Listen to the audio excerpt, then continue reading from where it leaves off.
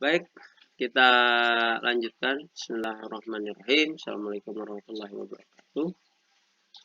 Kita lanjutkan tadi itu sudah sampai sampai sini berarti ya, menentukan pH dari larutan buffer yang terbuat dari 0,5 molar C3COH dan 0,5 molar C3CONA. Baik, kita lanjutkan ke bagaimana apabila ditambahkan larutan basa. Ya, buffer tersebut ditambahkan larutan basa, apa yang terjadi? Baik, sini pertanyaannya berapa pH setelah penambahan? Nih, ada 0,2 mol NaOH padat. Artinya dia tidak merubah volume, ya, dianggap volumenya tetap 1 liter. Oke, langsung kita hitung ya.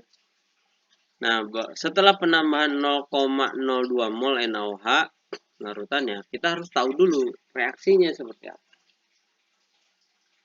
Nah, di video sebelumnya sudah saya jelaskan apabila sebuah larutan buffer asam ditambahkan larutan basa, ya, maka yang terjadi adalah dia akan bereaksi dengan asam, ya kan? Si OH- ini akan bereaksi dengan H+, sehingga apa? Sehingga CH3COH di sini akan terionisasi menjadi CH3CO- dan H3O+. Oke, H3O+ kan atau H+ ini kan akan kita tentukan, dihitung dari mana? Perbandingan antara HA dan A-. Nah, yang penting kita harus mengetahui perubahan dari HA-nya, konsentrasi HA-nya yang berubah itu berapa banyak, dan konsentrasi A- yang berubah itu berapa banyak. Kan ya? Baik, caranya bagaimana? Tentu saja yang perlu diperhitungkan adalah jumlah dari basanya, basa yang kita tambahkan. Ketika kita menambahkan 0,02 mol dalam 1 liter, berarti yang berubah adalah 0,02 molar. Makanya yang ditambahkan 0,02 molar. Sehingga apa? 0,02 molar inilah yang akan bereaksi dengan asam. Sehingga apa? Sehingga sejumlah ini juga yang akan terbentuk dari apa? Dari asam yang bereaksi atau terionisasi menjadi basa konjugatnya. Nah, berarti di sini ini adalah yang akan mengurangi CH3COH. Ya, 0,5 tadi awalnya kan. Ditambahkan basa, maka dia akan berkurang jumlahnya menjadi 0,048. Nah, sehingga apa? Sehingga basa konjugat di sini kan bertambah sejumlah pengurangan asamnya, yaitu sebanyak 0,02. Maka 0,50 ditambah 0,02 maka terbentuk 0,052. Itu ya. Oke, saya ulangi ya biar masuk nih. Ketika kita tambahkan 0,02 mol NaOH, ketika ini dalam 1 liter, maka ini akan terjadi penambahan sebanyak 0,020 molar. Kan? Nah, oleh karena itu, sejumlah 0,02 molar inilah yang akan bereaksi dengan asam. Oke, mudahnya ini yang akan bereaksi dengan asam sehingga apa? Sehingga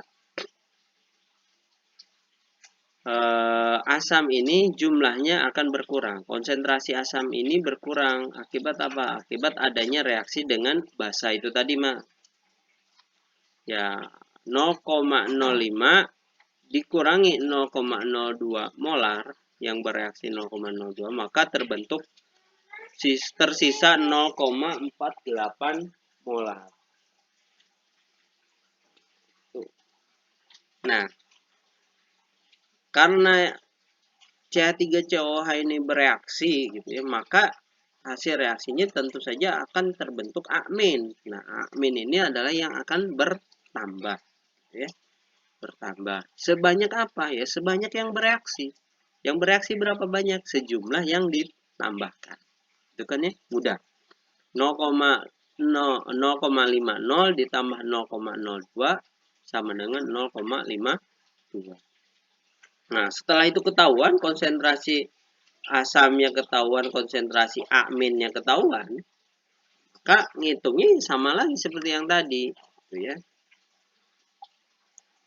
Maka ngitungnya sama lagi seperti yang tadi, 0,48 per 0,52 dikali Ka-nya. Jadi kan tetap saja H plus sama dengan Ka dikali ya CH3COH per CH3COH min. Maka 1,8 kali 10 pangkat min 5 dikali 0,8 ini dari konsentrasi CH3COH, 0,52 dari konsentrasi amin. Dapat dikalikan ini K keluar ini 1,7 kali 10 min 5. Kalau sudah seperti ini tinggal masukkan saja ke persamaannya, yaitu min log H plus. Min log H plus, min log 1,7 kali 10 min 5 sama dengan 4,77. Nah, yang C, ya, yang C tadi kan berapa pH setelah penambahan 0,20 mol HCl ke 1 liter larutan buffer asam.